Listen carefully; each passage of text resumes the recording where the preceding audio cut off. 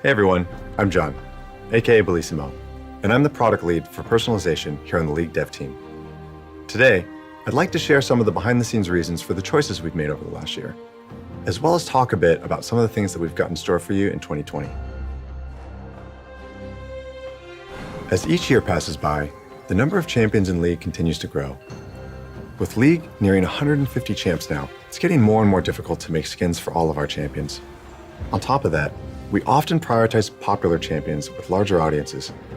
We do this because our goal is to delight as many players as we can and support our business through the next 10 years of League. Reasons aside though, it sucks to have to wait years for a skin for your favorite champion. In 2018, we shipped just over 80 skins to players, and in 2019, we broke the 100 mark. This year, we're trying to push past 120 skins. So, what are we doing with those extra skins in 2020? We're going to be hitting up a lot of the champions that haven't seen skins in a while. Specifically, we're going to be cooking something up for Skarner, Xerath, Mordekaiser, Kindred, Rek'Sai, Vel'Koz, Karthus, Scion, Twitch, Taric, Pantheon, Nautilus, Trundle, Bard, Ornn. And yeah, Taliyah. This means that we're going to be making skins for a lot of our most popular champs as well, like Lux, Ezreal, Ahri, and Kai'Sa.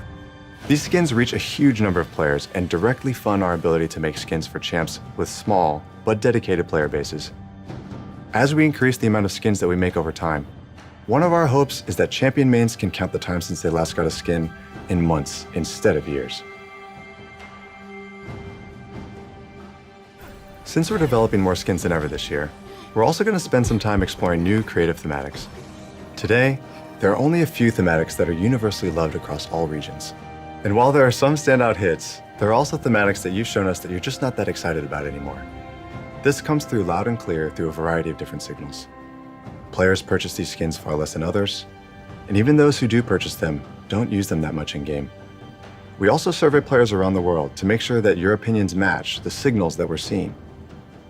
No, this doesn't mean that we'll never do a Snowdown skin ever again, but it does mean that we need to take the time to understand why most players didn't like it and find new creative ways to approach these themes so you will be excited about it next time.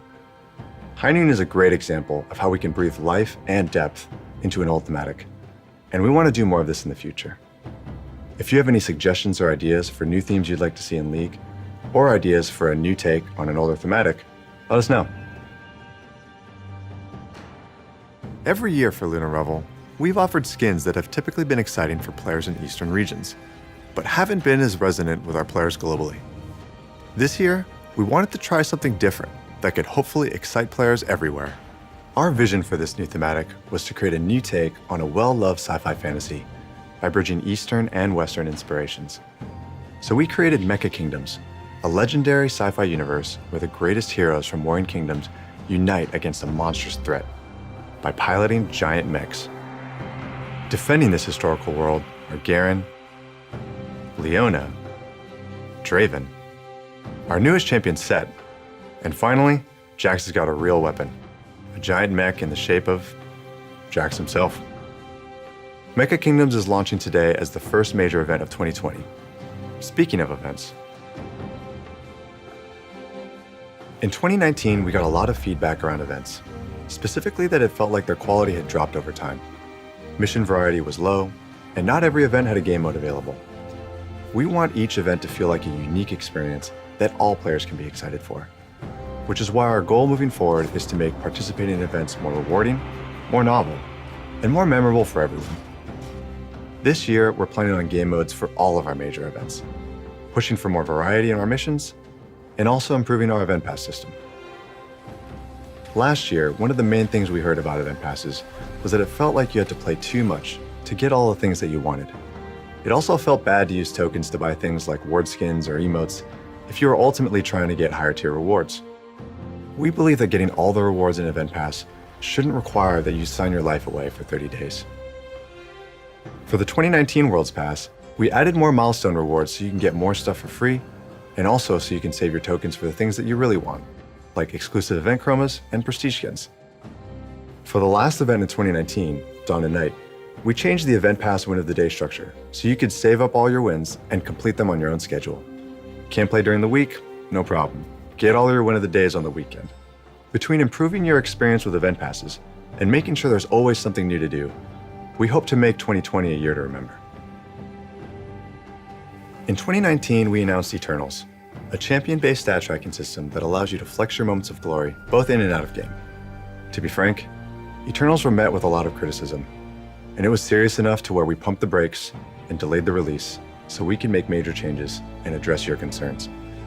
We heard feedback that Eternals shouldn't be an RP-only feature, and that you should have a way to earn them, not just buy them. We want as many players as possible to experience Eternals without having to spend money. So we've developed a new starter series that is available for Blue Essence or RP permanently. This set will track your takedowns, structures destroyed, and epic monsters slain for each champion you pick up the starter series for. Also, in a post-launch update, we'll add Eternals that can be earned via ranked splits, providing a path over time to earn every Eternal series in the game without spending RP. We've also heard a lot of feedback from champion mains on our unique Eternals, with many of our initial versions feeling too generic or focused on the wrong parts of a champion's kit.